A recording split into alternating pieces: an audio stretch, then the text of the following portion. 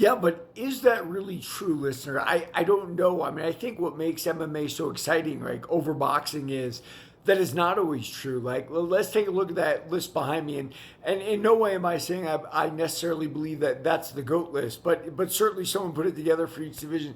Demetrius Johnson, what was he a grappler? Of a sort, he was more of a mixed martial artist.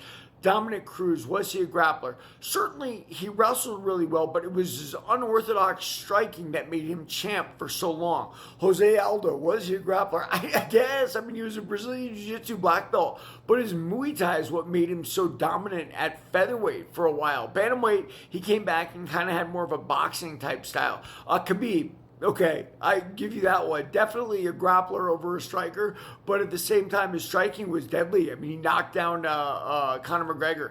George St. Pierre, I would say St. Pierre is definitely a striker. He would identify that way. Kyosho Shinkai, when he was a kid, growing up into it, and he had to work really hard in his grappling to the point where he was, training with the Canadian Olympic team and, doing double legs and getting people.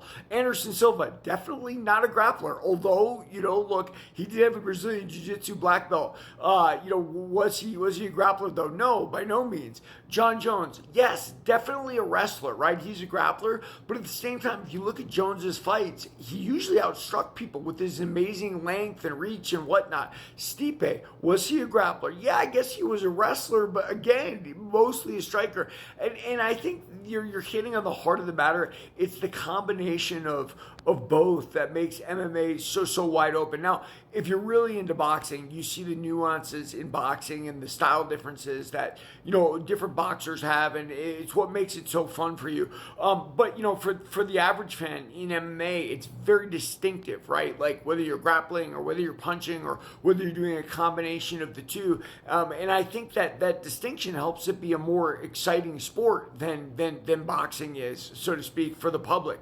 So yeah, man, I mean, it's awesome. They're not all grapplers and they're not all strikers, and there will always be that changing the guard. I'll never forget when Randy Couture, who did he take the title from? God, who was it? I can't remember, but then he took the title from Maurice Smith, right?